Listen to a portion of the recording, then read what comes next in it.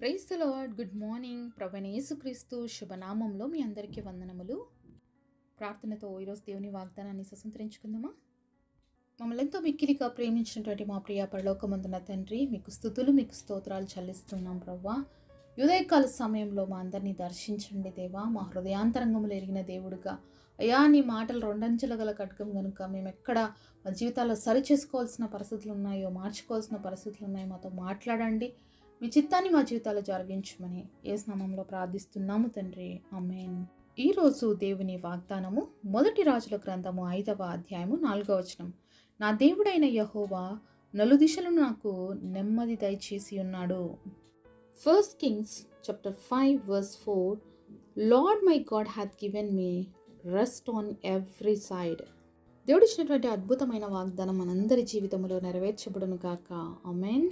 ఎంత అద్భుతమైన వాగ్దానం కదండి. దేవుడే మనకి నలుదిశలకు కూడా నెమ్మది దయచేసేవాడుగా ఉన్నాడు. ఈరోజు మరి మీ జీవితంలో నెమ్మది ఉందా? మీ జీవితంలో ఆనందంగా ఉన్నారా? సంతోషంగా ఉన్నారా? మరి నెమ్మది లేనటువంటి స్థితిలో ఈరోజు మీరు వెళ్తున్నట్లయితే దేవుడు మీతో మాట్లాడుతూ ఉన్నాడు. నెమ్మది, శాంతి, సమాధానము, ఆనందము, ఐశ్వర్యము, ఆశీర్వాదం ఇవన్నీ ఎక్కడి నుంచి వస్తాయి? దేవుడి దగ్గర నుంచి మాత్రమే వస్తాయి. కానీ చాలామందికి సత్యం తెలియక నెమ్మది కోసం చాలా చోట్ల వెతుకుతున్నారండి. సమాధాన స్థితి కోసం చాలామంది ప్రయాసపడుతున్నారు. మరి చాలామంది బ్రాందీ షాపులలోనో, లేకపోతే మరి డ్రగ్స్లోనో, లేకపోతే వ్యసనాలలోనో, మరి ఏ పరిస్థితులు బట్టి సినిమా హాళ్ళలోనో వెతుక్కుంటున్నారు వీటన్నిటిని. కానీ నిజానికి అక్కడ ఎక్కడ కూడా దొరకదండి. మీకు నెమ్మది కావాలి అంటే దేవుడు మాత్రమే ఇవ్వగలడు. ఈరోజు చాలామంది ధనవంతులు ఉన్నారు, చాలామందికి ఆస్తిపాస్తులు ఉన్నాయి, చాలామందికి ఎంత కావాలో అంత తినడానికి ఆహారం ఉంది, అన్నీ ఉన్నాయి. కానీ వాళ్ళ జీవితాల్లో నెమ్మది లేదండి. ఒక వ్యక్తి జీవితంలో నెమ్మది ఉండకపోవడానికి కారణం ఏంటి తెలుసా? వాళ్ళ హృదయంలో దేవుడు లేకపోవడం. ఈరోజు దేవుడు కానీ నీ హృదయంలో ఉంటే నీ జీవితంలో నెమ్మది ఉంటుంది. దేవుడు కానీ నీ జీవితంలో ఉంటే నీకు అన్నీ కూడా ప్రశాంతంగా అనిపిస్తాయి. ఇంకొకటి చెప్పాలండి, ఇక్కడ మరి దేవుడు ఉంటే మాకు శ్రమలు రావు, కష్టాలు రావు అన్న మాట కాదు నేను చెప్తుంది. దేవుడు ఉంటే కష్టాలు వచ్చినా, శ్రమలు వచ్చినా, ఇబ్బంది వచ్చినా కూడా మీకు నెమ్మది ఉంటుంది. యేసు ప్రభు మరి శిష్యులతో పాటి మరి యొక్క పడవలో ప్రయాణం చేస్తున్నప్పుడు గొప్ప తుఫాన్ రేగింది. మరి ఎంతో అలజడి వచ్చింది. ఆ యొక్క సముద్రంలో గాలులు ఎంతో మళ్ళీ అలజడులు చూస్తూ ఉన్నారు, భయపడిపోతున్నారు, ఇంక మునిగిపోయి చచ్చిపోతామేమో. ఇంకా దేవుడు ఏం చేశాడంటే నిద్రపోతున్నాడు, తలగడ పెట్టుకొని ఆ యొక్క పడవలో నిద్రపోతా ఉన్నాడు. శిష్యులకి ఏం అర్థం అవ్వట్లేదు. ఇంకా దేవుణ్ణి లేపేస్తున్నారు. అయ్యా నశించిపోతున్నాం, నీకు చింత లేదా అని చెప్పినప్పుడు దేవుడు లేచి గద్దిస్తాడు. మాట బైబిల్లో ఈ విధంగా రాయబడి ఉంది. ఆయన గాలిని సముద్రమును గద్దించగా మిక్కిలి నిమ్మలమాయెను అని చూస్తామన్నమాట. మరి యేసుప్రభు ఉన్నాడు కదా, మరి ఎందుకు కష్టాలు, ఎందుకు బాధలు అంటే వస్తాయండి సహజంగా. యేసుప్రభు ఈ లోకంలో ఉన్నప్పుడు, ఆయన కూడా శరీరధారిగా ఉన్నప్పుడు మనలాంటి ఎన్నో పరిస్థితులు, ఎన్నో రెట్లు ఎక్కువే వెళ్ళాడు దేవుడు. అయినప్పటికీ కూడా వాటన్నిటిలో పరిశుద్ధంగా ఎలా ఉండాలో జీవించి చూపించాడు, మాదిరిగా ఉన్నాడు మనకి. అంతేకాకుండా ఆ పరిస్థితులను ఏ విధంగా జయించాలి అనేది కూడా మనకి దేవుడు నేర్పించాడు.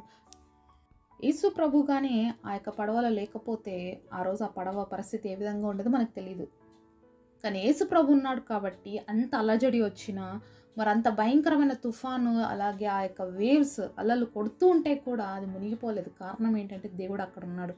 అలాగే ఈ రోజు నీ చుట్టూ ఎన్ని సమస్యలున్నా, ఎన్ని ఇబ్బందులున్నా, దేవుడిని కన్ను కలిగి ఉంటే ఆయన ఒక్కసారి గద్దిస్తే చాలు, మిక్కిలి నిమ్మలమాయను. నిమ్మలం కూడా కాదు, మిక్కిలి నిమ్మలమైన. ఎంత హోరో, ఎంత సౌండ్లు వచ్చాయో, ఆ గాలి, ఆ యొక్క అలలు, వీటన్నిటి యొక్క హోరు ఎంత గంభీరంగా ఉన్నిందో.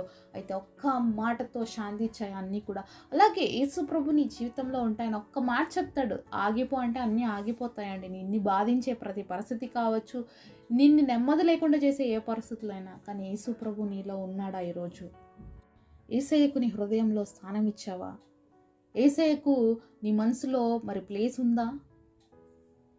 యేసయ్య కానీ మన మనసులో లేడంటే అండి, దురాత్మ ఏలుబడి చేస్తుంది మనని. సాతాను వచ్చి మన హృదయాల్లో ఉండి నడిపిస్తూ ఉంటాడు.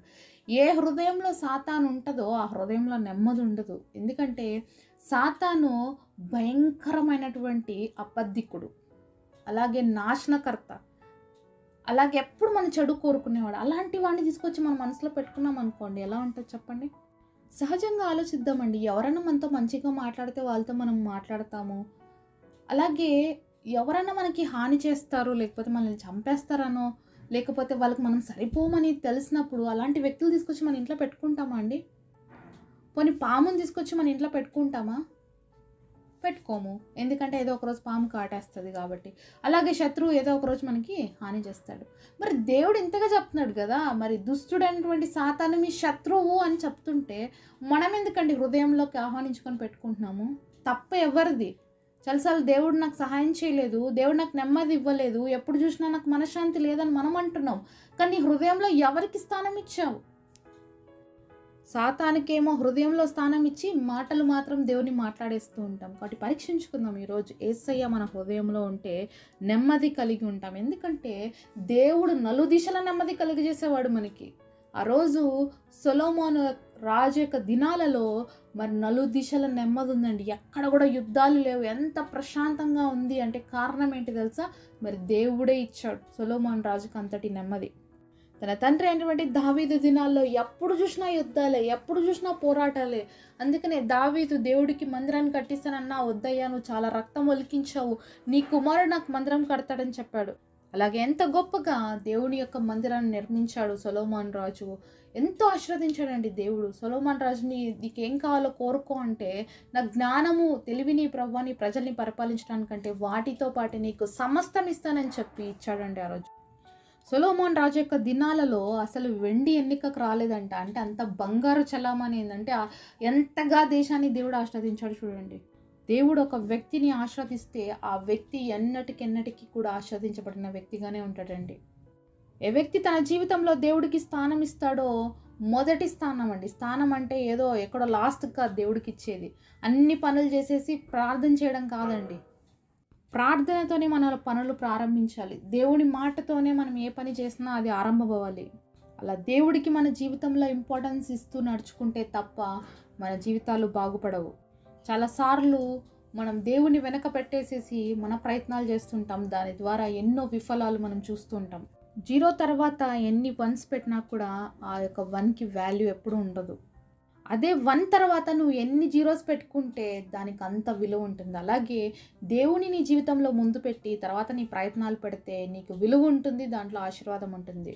ఈరోజు నీ జీవితంలో నెమ్మది లేకపోవడానికి కారణం దేవుడికి నువ్వు విలువ ఇవ్వటం లేదేమో, దేవుడికి మొదటి స్థానం ఇవ్వట్లేదేమో. ఎక్కడ ఏ పరిస్థితుల్లో నువ్వు తప్పిపోతున్నావో ఒక్కసారి ఆలోచించాలి. ఈరోజు దేవుడు మనందరికీ కూడా నలుదిశల నుంచి, ఒక్కచోటే కాదు, చాలామందికి ఇంట్లో ప్రాబ్లమ్సే, ఆఫీస్లో ప్రాబ్లమ్సే, బయటికి వెళ్తే ప్రాబ్లమ్స్, మనుషులతో మాట్లాడితే ప్రాబ్లమ్స్, బంధువులతో ప్రాబ్లమ్స్. ఏమంటారు, నా నోరు తెరిస్తే చాలా ప్రాబ్లమ్స్ స్టార్ట్ అయిపోతాయి అని చెప్తుంటారు కొంతమంది. అలాగా చాలామంది జీవితాలు ఉంటున్నాయండి ఈరోజు. మరి అలా ఉండకూడదు. మన జీవితం మనం నోరు తెరిస్తే ప్రతి చోట ఆశీర్వాదం, మనం నోరు తెరిస్తే నెమ్మది ఉండాలి అంటే దేవుని మన జీవితంలో కలిగి ఉండాలి. ఈరోజు నీ జీవితంలో ఏ పరిస్థితి నీకు నెమ్మది లేకుండా చేస్తుందో, ఏ ఆలోచన నెమ్మది లేకుండా చేస్తుందో, ఏ ప్రయత్నం నెమ్మది లేకుండా చేస్తుందో, అలాగే ఏ యొక్క పనిలో నీకు నెమ్మది లేకుండా అయిపోతుందో, ఏ పరిస్థితుల్లో నెమ్మది లేకుండా ఉన్నావో ఆ పరిస్థితులు దేవుడికి అప్పగించు. తప్పకుండా ఆ పరిస్థితులన్నింటినీ కూడా దేవుడు కంట్రోల్లోకి తీసుకొని ఒక్క పరిస్థితి కాదు ప్రతి పరిస్థితిలో నీకు నెమ్మది ఇచ్చి అని ఆశీర్వదిస్తాడు. అంతేకాకుండా యేసయ్యకి మొదటి స్థానం ఇవ్వడం మనం నేర్చుకోవాలండి. మన జీవితంలో యేసయ్యకి మొదటి స్థానం ఇస్తే మన జీవితంలో ఎన్ని విఫలాలు ఉన్నా అవన్నిటికీ కూడా దేవుడు వాల్యూ యాడ్ చేస్తాడు. మరి దేవుడిని మొదటిగా పెట్టి 1గా పెట్టుకొని మనం ఎన్ని 0s అయినా పర్లేదండి, దానికి వాల్యూవే ఉంటుంది. కాబట్టి ఆ విధంగా దేవుడు మనం వాల్యూ యాడెడ్గా ఉండాలని, మనం బహు ఆశీర్వాదకరంగా మార్చబడాలని దేవుడు ఎదురు చూస్తూ ఉన్నాడు. అప్పగించుకుంటావా యేసయ్యకి? నీ హృదయంలో స్థానం ఇస్తావా? యేసయ్యకి మొదటి స్థానం ఇచ్చినట్లయితే నీవే చూస్తావు నీ జీవితంలో ఎంత గొప్ప చేంజ్ అనేది వస్తుందో. ఇన్ని రోజులు దేవుడికి కాకుండా వేటికి నీ జీవితంలో మొదటి స్థానం ఇచ్చి నెమ్మదిని కోల్పోయావో, ఈరోజు వాటన్నిటిని పక్కన పెట్టేసి దేవుడికి మొదటి స్థానం ఇచ్చి పోగొట్టుకున్న నెమ్మది, ఆనందం తిరిగి సంపాదించుకోవాలంటే యేసయ్యకి మొదటి స్థానం ఇవ్వు. నీ జీవితాన్ని ఆయనకు అప్పగించుకో. అట్టి కృప దేవుడు మనందరికీ దయచేయునుగాక. పరిశుద్ధులైన తండ్రి, మీరు మాతో మాట్లాడిన ప్రతి మాట కొరకు వందనాలు. ఇచ్చిన ఈ గొప్ప వాగ్దానం అందరి జీవితాల్లో నెరవేర్చు తండ్రి. నెమ్మదిని కలిగి మా జీవితాల్లో మొదటి స్థానం మీకు ఇచ్చి తద్వారా గొప్ప ఆశీర్వాదాన్ని పొందుకుని నామానికి మహిమకరంగా జీవించే కృపనివ్వమని యేసు నామములో ప్రార్థిస్తున్నాము తండ్రి. ఆమేన్. ఈరోజు బర్త్డే అలాగే వెడ్డింగ్ యానివర్సరీ సెలబ్రేట్ చేసుకుంటున్న మీ అందరికీ కూడా wish you happy birthday and happy anniversary. God bless you.